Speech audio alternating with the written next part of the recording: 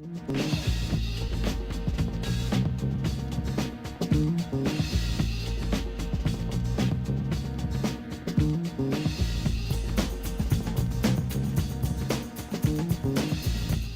Pam Wallace. I'm the director of the BEST Center, which stands for Building Efficiency for a Sustainable Tomorrow. We are funded by the National Science Foundation to help establish programs and enhance programs in building technician education. So we work with community colleges throughout the U.S. to help them build their programs in HVAC and building automation controls. So I just want you to know HVAC, building automation, those are all the computer systems that control lighting, HVAC, the air, indoor air quality. And we just had Siemens last week say they're dying to get more people into their organization. These guys are making, women and men, $60,000, $70,000 a year starting salaries. So environmental controls technology here at Laney, B150, just down the walkway.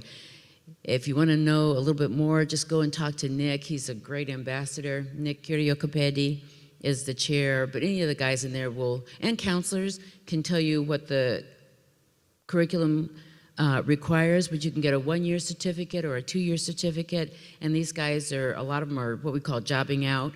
They're getting jobs before they even finish their certificate, even though we want them to finish. But that's what the market is like right now. So please think about that as a career.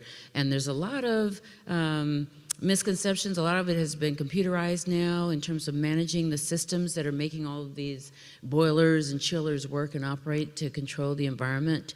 But it's a big opportunity, and I know that after a few years of experience, a lot of these guys are making 6 figures. So think about it as a viable career option. CTE, Career Technical Education.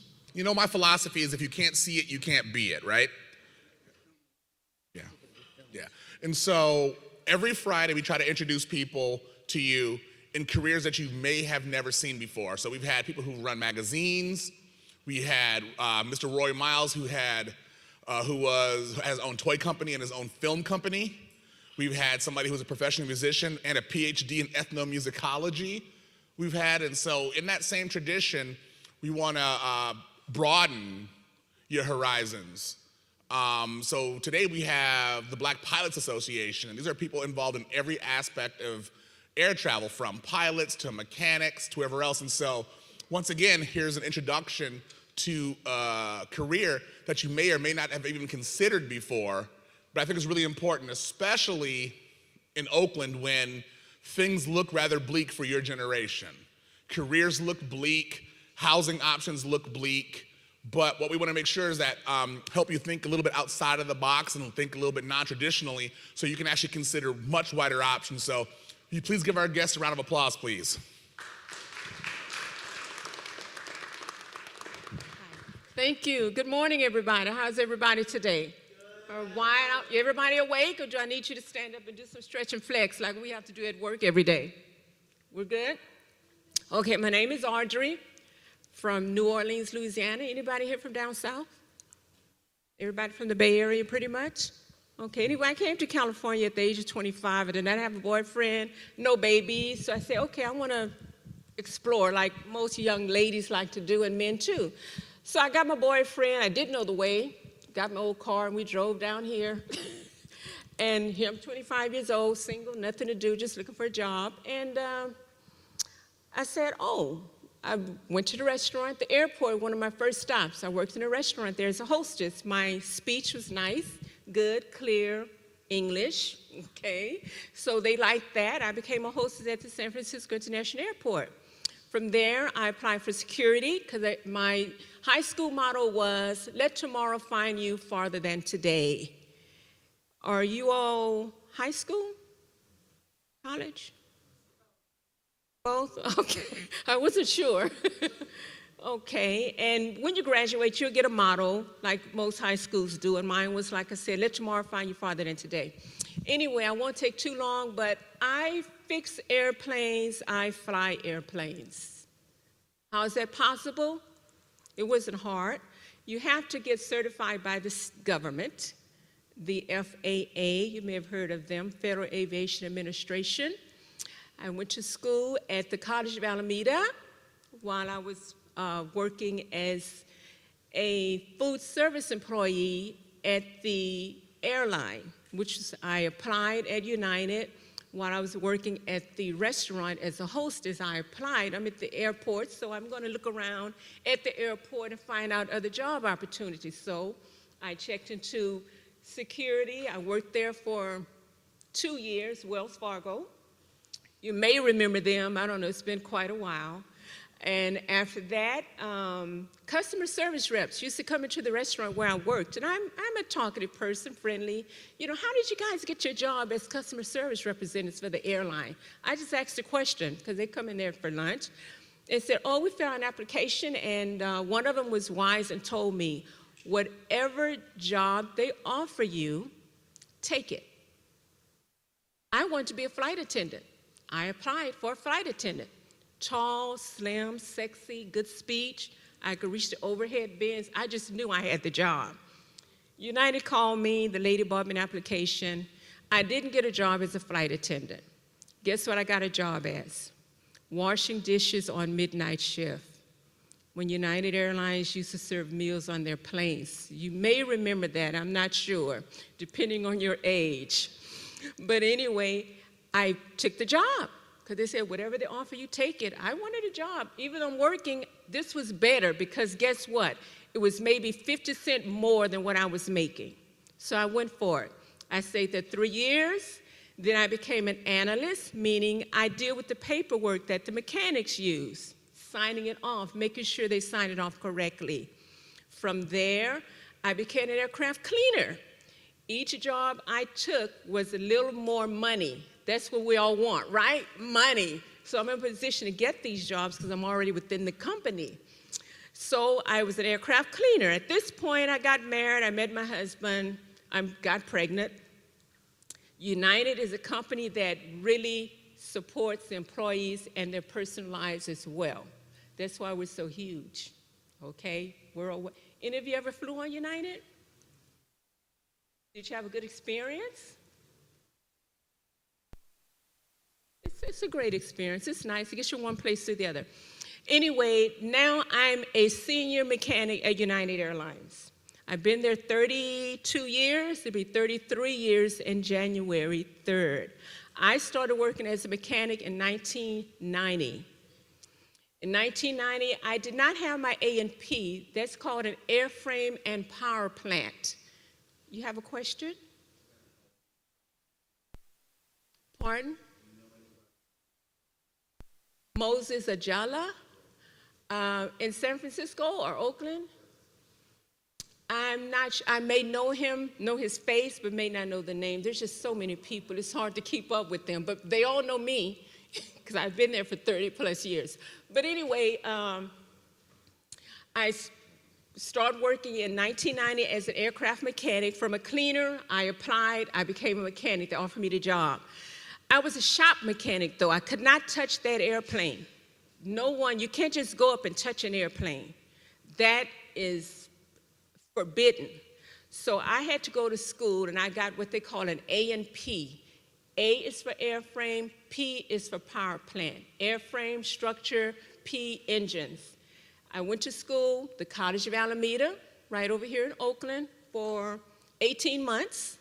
But because I was already working at the airline, I didn't have to go the other 6 months because the program is for like 2 years, I think. I knew the front and the back of the airplane. I knew the nose from the tail. I knew the fuselage. I knew the tires. I knew the cockpit. So knowing those things helped. So you can get a job working as a cleaner, as an analyst dealing with paperwork, as a food service worker in any aviation, in any airline, and you can work your way up. So I just want to share that with you guys so you know there is a career there. When I started, I was making $5.89 an hour. This was back in 1985. Some of you may not have been born yet. I don't know, I'm not sure. But, question? Oh, but anyway, I've been there, and since I've been there, I became an instructor. I teach the mechanics because the FAA require you to apply certain government rules and regulations. So I'm an instructor for that. I fix the airplanes, operate the flight controls, change the tires, fuel them, change the nose gear, things. It's just so many things you can do on an aircraft. No one person does it all. My job is very minor compared to the compared to maintaining a whole aircraft.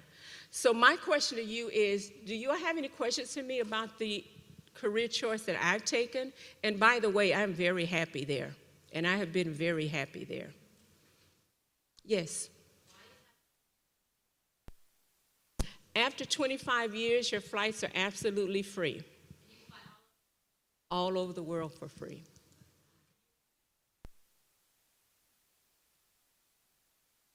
Yes, me and my husband and my children and my mom and my dad. Yes. Yes, ma'am.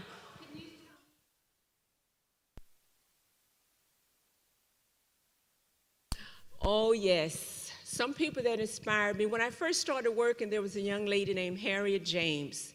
She kind of pushed me because I was okay working in a shop at the airline, but she said, why don't you become an aircraft mechanic, not just a shop mechanic? It's more money, for one. So I got involved in the Women in Aviation, but Harriet was a great influence to me. Right now, she works for Boeing in Arizona as a consultant. Another lady that inspired me, once I got into the industry, because before I got into the industry, I never heard of Betsy Coleman. Any of you ever heard of Betsy Coleman? You haven't heard of Betsy Coleman? She was a black aviator. What can I say? In the 1920s, at the Oakland Airport, I was there when they designated a stamp in her honor. This was about 15 years ago. And it was a big deal because she had to go through so many things to get into this industry. And that's another reason why I got into it, because it was challenging. It's non-traditional. Most people think they can't get into it. It's not as easy, but it is easy. And right now, there's so many people retiring. When I started, I was 28 years old. I wasn't even young. 28. I didn't even think about it. When I went to college, I majored in psychology and minored in sociology, thinking I'm going to be a social worker. Nah. There's too many people in those type of industries, I felt, in my day and time, for me to get a job.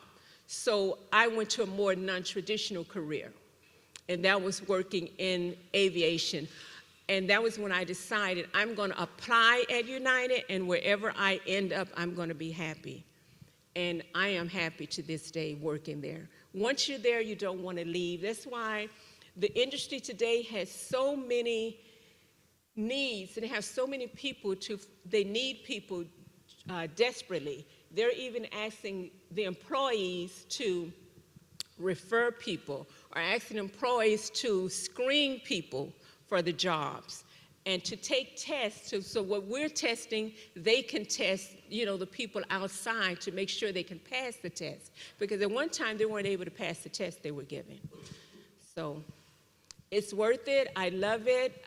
It's raised me and my family. And when I say raised, it did. It afforded me the financial stability. It's a union company where you're guaranteed you're going to get so much money at a certain length of time. And I've been with it. I pay my union dues, and I'm happy. And I'm going to work 2 more years, then I will be retiring. Any more questions? We're good? Yes, unlimited, unlimited. But again, read up on the history of aviation for those of you that might be interested in it. You'd be surprised. There are lots of programs and opportunities out there for young people, scholarships, and it's not hard at all. We have this international organization, Women in Aviation. I'm a part of that. Read up on it. Go to the computer, check it out online. Find out what's out there and what scholarships are available to help you go to school. And once you go to school, you're definitely going to get a job, because there's such a demand and such a need out there for everyone. Yes?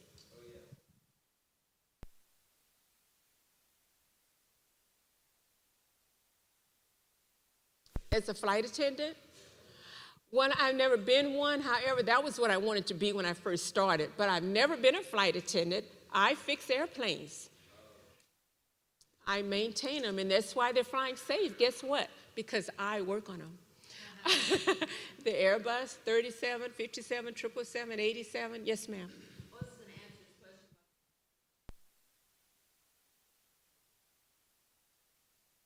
Uh-huh. She's still flying some 30 some Mm-hmm. China or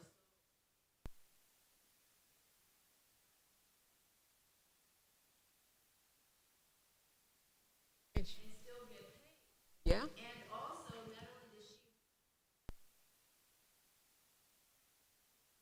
budget passes will allow you to fly, give these passes to your friends. Friends and family, yeah. And the farther you go on a flight, the cheaper the flight is, believe it or not. Yeah, you may have heard that. It's true. The farther you fly, the cheaper it is.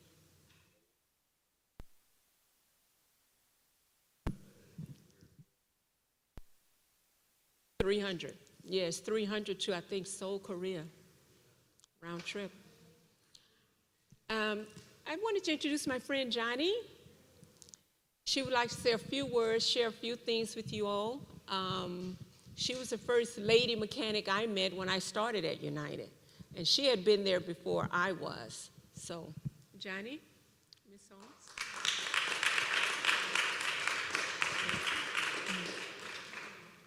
Good morning, everyone. Good morning. I started at United at 1974. I left home at 17. My brother sent for me. I lived in Louisiana, Monroe, Louisiana. Left home at 17, going to school, Bronx College, key punch data input. At the time, I got married at 24, moved to California. And after that, I had a family. Husband went to Vietnam, came back, ended up being a single parent with 2 kids. Came to Laney a couple of times, few times, to be hairdresser. Didn't work out. So I went to get a job at other airlines, several airlines, before you guys was born. So I ended up at United, which is a very good job. Started out as a key punch operator. I worked, they said, you take any job they give you, don't turn nothing down. I was making $650 a month with 2 kids. Came to Laney as I was going to school. I was going to complete my career as a hairdresser. Didn't get that far. Anyway, stayed at United, went up the ladder, took all the position I had, saw people outside working. I said, what are they doing out there? Storekeeper. I was a storekeeper for quite a while to 1980. Got laid off, didn't give up, like Bessie Coleman, didn't take no for an answer. Stayed there 8 years. I worked in Oakland till they closed the base down. Went back to San Francisco to get my license, A&P license. As a matter of fact, that's how I met Audrey. She and I started 1980, April 4th, 1990. Got our A&P license. I got an A, she got a P, because I kept telling her, I'm gonna leave soon, I'm gonna retire. They need women to represent us. I want you to continue to go to school, but I'm gonna leave as soon as I get of age. I started also in the computer room at United. They don't have computers like now. We had drives on the wall that ran the whole base. You can put the one tape on, you could pull the whole system down. I learned that for 8 years while I was laid off at United. They didn't have that many women in that department, black females. At the time, I stayed in there for 8 years, tape librarian, computer operator, got my feet on the ground, came back outside to be a storekeeper. Stayed there. Audrey and I started out in the chair shop, cabin equipment. We learned how to do all the chairs. We stayed there until she and I decided to say, let's go to school. They pushed us. A lady named Harriet James pushed me and Audrey both as females to go get our A&P license while we was in the chair shop. The chair shop was pushing people out. At the time, United had a big layoff. There was only 50,000 people at United at that time. Went down. I was in that layoff for 8 years. I didn't stop, but I had 2 kids, remember that. Came back out on the floor, they called me back. Went to school, got my license. I ended up in the cabin shop. They didn't want us in there. We got pushed out, went out on the docks, worked with all the men's, learned the jobs. Handful of females, all nationality. We didn't give up, we stayed there. The time that we got laid off was they kept sending us a letter in the mail, like every month or so. We stayed and pushed and tried to fight for it. But at the time, we took the opportunity and went outside. The opportunity was great for us because we learned how to work on aircraft. Only a handful of females. We went on graveyard shift, swing shift, day shift. Never worked day shift hardly at all off shifts. When we did get ourselves together, I told her I'm leaving. I worked in cabin, she worked on the engines. I had a choice. I could have stayed there longer, but everybody, I said, it's time for me to go. Let the young people take over. I left 2014. I left 2014. 2004 I left, I'm sorry. I've been retired since 2014. Well, anyway, I left 2004, right? Yeah, from United. I stayed at home about 3 years. And I went and worked at FedEx 9 years. So I didn't want to sit at home. I just kept going. But I want you to know, United is a very good company. You got good benefits. You don't have to start out up to the top. You start out at the bottom and work yourself up like we did. I get retired, all good benefits, unlimited until I leave here. My family, my grandkids own my passes now. So it's a good company to work for. And you have to start somewhere, but you have to start low to build yourself up. I'm saying that to you guys. Keep the faith. Continue what you're doing. Finish your high school, finish college. And you don't have to complete college all the way. You can go to a company that has good recommendation and to build yourself up. So I say that to say this. Keep the faith, keep going, don't stop. It might look hard out there. It was hard for me, but I made it. If I can make it, you can make it. I'm 71 years old, so I did good to stay there.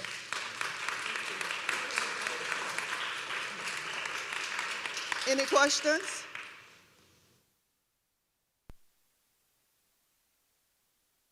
Oh, I started out with key punching, $650 a month. I went up $18.75, storekeeper. First it started at $11.75, and then we went at $18.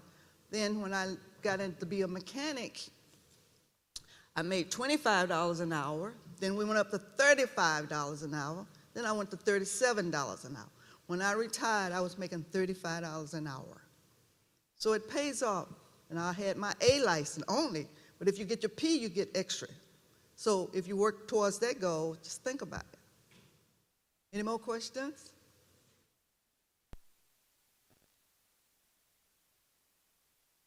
Can you drive a big rig? I don't know about that. I don't think so.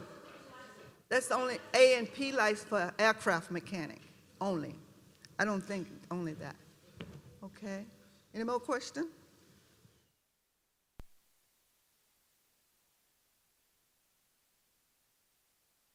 Oh, yes, many times. I was in a travel club. Oh, where have I? I've been Japan, Korea, London, Paris, Italy, so many places all over the world. Traveled LA. I used to go to San Diego every weekend just to take care of my daughter. That's how good United was. I used to pay $4 a round trip to go to LA. That's probably before you was born. $4 round trip. Hawaii, I've been everywhere, to be honest.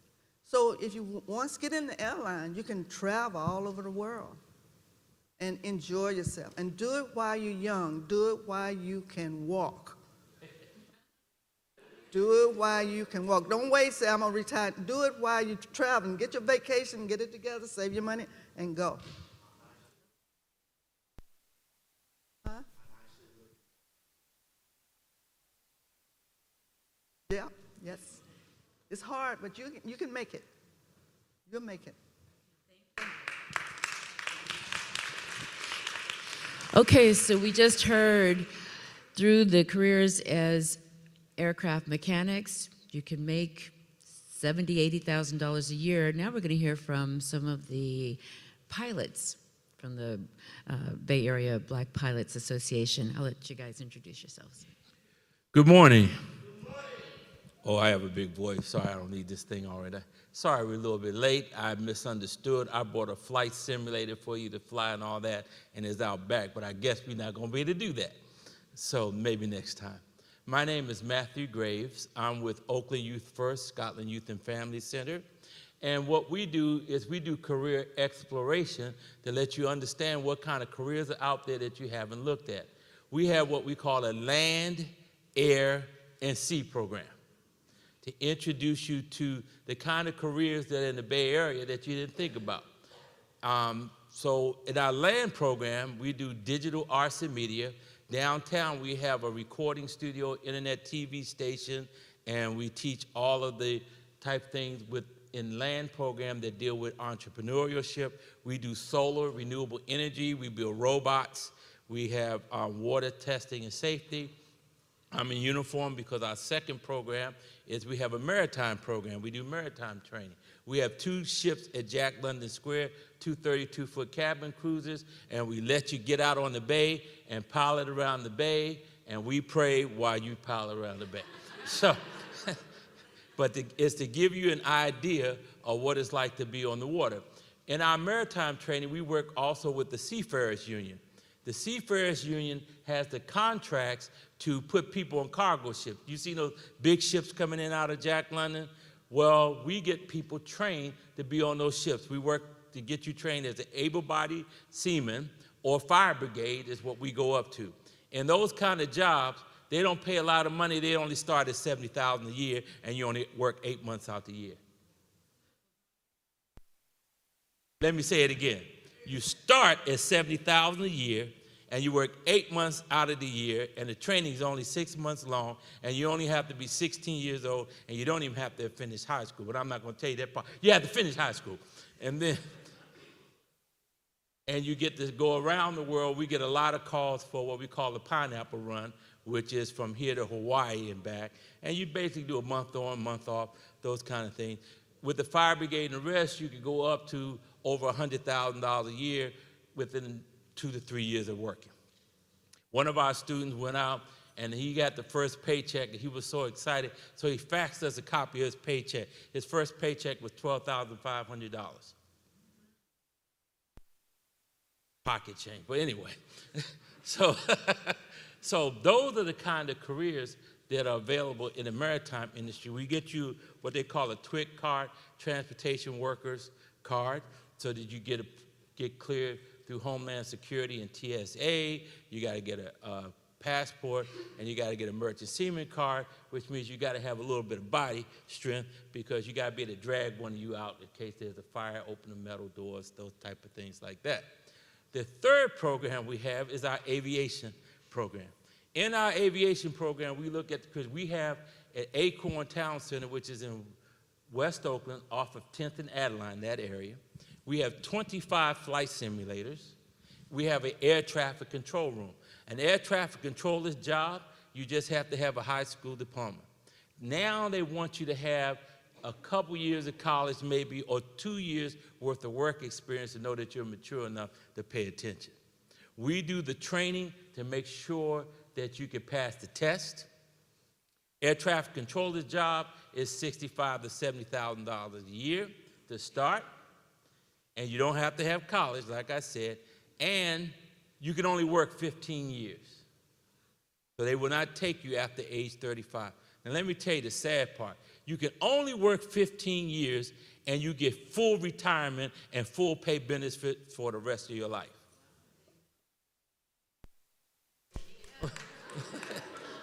Because it is a stressful job. Okay, so we have an air traffic control simulator. In our facility, we monitor 9,000 planes flying in the air at any given moment. We can show you every flight that's going in and out of the Bay Area, all those kind of things to introduce you to those careers. In the aviation careers, we could take you all the way up to ground school certification. We work with the Bay Area Black Pilots Association so that you could get that ground school license. Then you could work toward getting your regular private pilot's license. Once you get that, commercial airline, there are 100,000 pilot positions that are opening over the next 4 years. Let me say that again, because I may not have gotten that right. How many?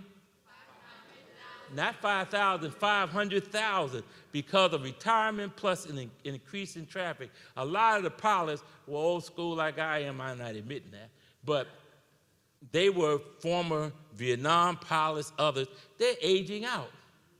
They're getting older. So there's a big gap that's starting to come. Most of the pilots used to be military. But now we don't have as many wars going on, so you can get it through regular commercial flying. I started in the industry. I was listening to her. I was a flight attendant for Pan Am Airlines. I was in college at George Washington University, and they came in and said, fly around the world and pay me too. I said, I'll be right back. But you had to speak a language, so I paid attention when I was in school. I went to public school in Washington, D.C., and language was mandatory. So I took French from 3rd grade to 12th grade, and in college, and I really couldn't stand it. And then when I was walking down Paris, down the left bank, eating my bread and grapes, I had to apologize to all my French teachers for all the bad things I ever said to them while I was in Paris. Because that's how I got the job. I spoke French. Je parle français? Sprechen Sie Deutsch? Wakari Maska? Oh, no. Anyway. So I did the training in Pan Am. They sent me to Hawaii for 6 weeks in a CIA building. Anyway, we learned 118 exams later. I went to London, England. That's where I was based first. And I flew all through Europe, Germany, you name it, and to India. Then from there, I transferred here to California and to San Francisco, flew out of San Francisco, and went to Orient. When I first started, our pay was $747 a month. I ain't gonna tell you what year that was. But we started, but you only worked, our full time was 65 hours a month. Let me say that to you again. We worked 65 hours a month. That's air time. That's not counting time you're away. But generally, I worked about 2 weeks out of the month. In between time, I taught music and marching band at Burlingame High School and several other little things I did in the time. But there are a lot of opportunities in aviation and maritime. The maritime program also, I forgot, train you for ferry boat. Y'all seen the ferry boats around? We train you for working on the ferry boats all the way up from here to Seattle and all the other kinds of ships and things. I said a lot real fast. Any questions? Yes, sir. How much free time do I have now? Well, I'm running the agency now, so I'm not flying now. So we have pilots in BAPA that work with United and other airlines, and generally pilots are on a 75-hour schedule. just like the flight attendants were. So you have time away home, and I loved it. Back then, we had long layovers. So I used to lay over in Japan, and or on this side, I went to the Philippines, other place. Yes, sir. That's the merchant seaman. Merchant seaman. That's where we put you on the cargo ships. So you start off around 70,000, and average they go to $110,000 a year.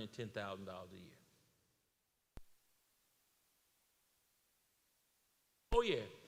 Generally within 2 to 3 years you get that. But you're starting at 70. That's not counting all the overtime.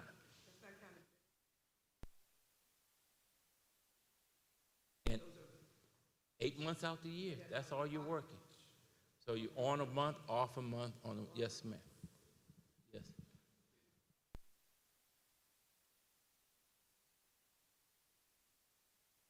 Breathing. You got to be in good health, but you got, it depends on which one. Air traffic controllers, you have to speak English. You got to pass a literacy test where you're at least 10th grade, because you have to be able to read a lot of things. You have to be 10th grade level in English and math to be an air traffic controller, at least. Come on, let's get, and we help, that's what our program is there for, is to help you get ready and get up to those levels. Yes. Wait a minute, hold on. Yes. Oakland Youth First. We have some flyers and brochures. Oakland Youth First. Our website is www.oaklandyouthfirst.org.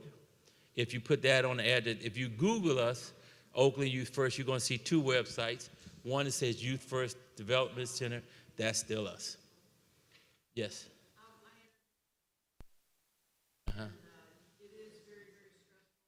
Yes.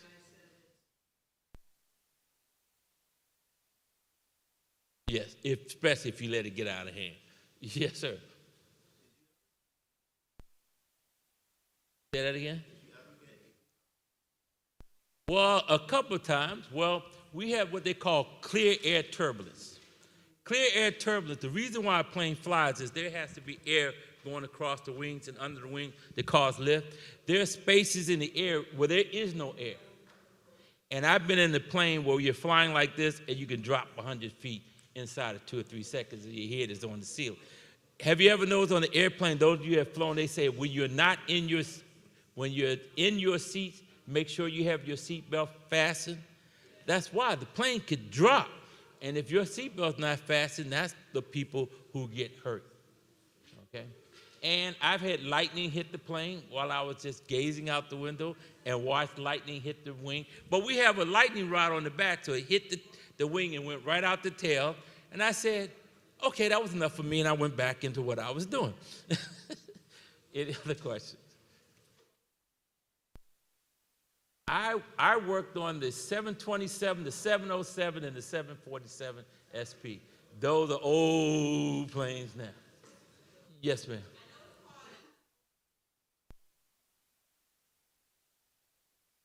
We focus on what we call opportunity youth, 14 to 24. That is our focus level, 14 to 24. Now, but what we do is we do K through 12. We do workshops where if you have a group of people, 15 to 20 students or young people, I don't care what age, I teach 4 and 5-year-olds how to fly, the basics of flight. Because we have flight simulators we're going to put you on.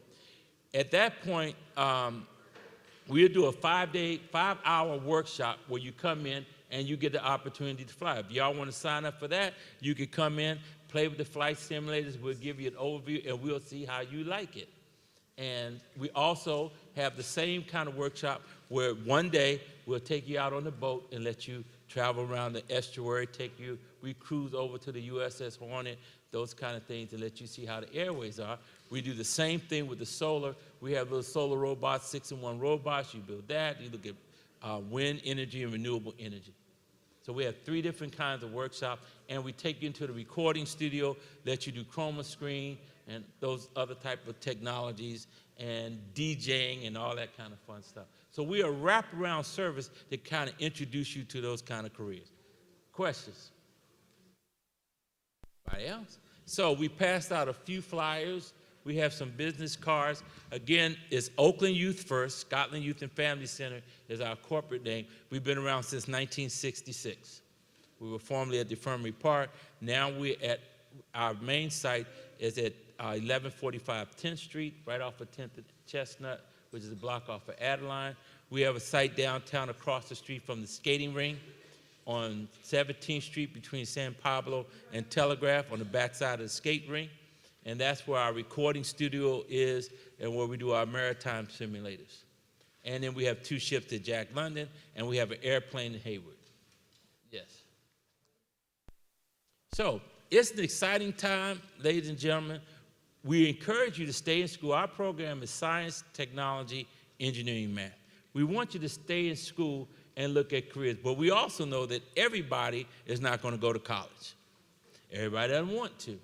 So what we did was try to find careers that will stimulate you and that you could do without having to go to college, and within 6 months or less, sometimes a year, you can have the kind of careers where you can make money. And it is for male, female, all nationality. Now, to do the maritime, you have to be cleared. You have to be able to get a passport and a work visa. You have to have a U.S. either passport or U.S. visa that says you live here and you're able to do that in some of the maritime industries. The air traffic controller job, no, they don't care. So we get these ideas. For example, this TWIC card costs about $186. We work at getting grants and scholarships to help you get one, but you need all those things to get started.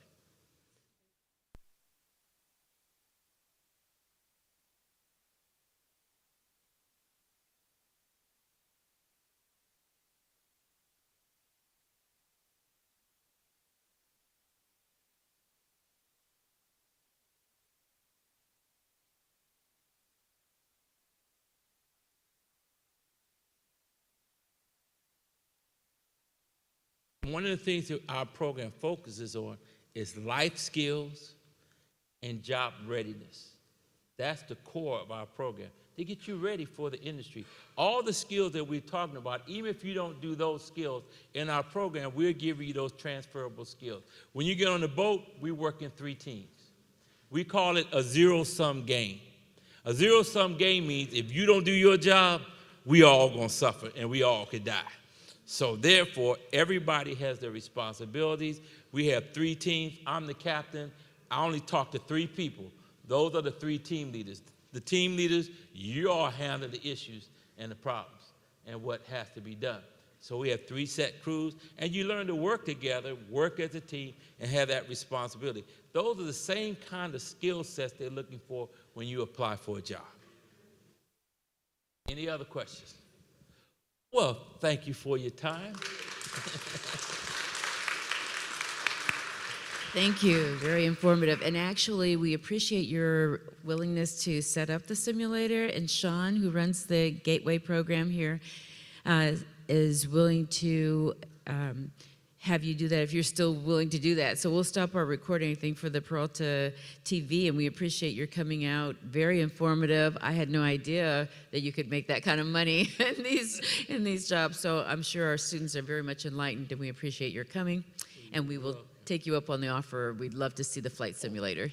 By the way, we're going to be back here with the flight simulator set up this Sunday in the Student Union building from 10 to 6. It's called AfroLit in Technology and the rest. So we will be here in the Student Union, set up all day with the flight simulators and more information, and you'll get to fly and get to fly and do all those fun kind of things. Very nice, very nice. Well, Game, guys.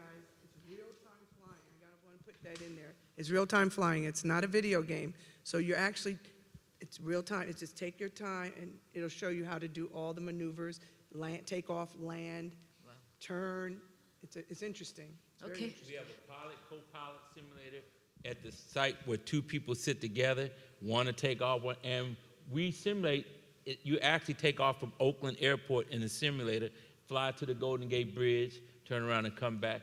I teach a few people how to land on the Golden Gate Bridge, not that you'll do that for real, but I could do that without thinking about it. But we teach all those kind of fun things. And while the Blue Angels were here, our flight simulator has a Blue Angel F-16, and you get to play with that too if you like. All right, stick around. Thank you. Thank you very much.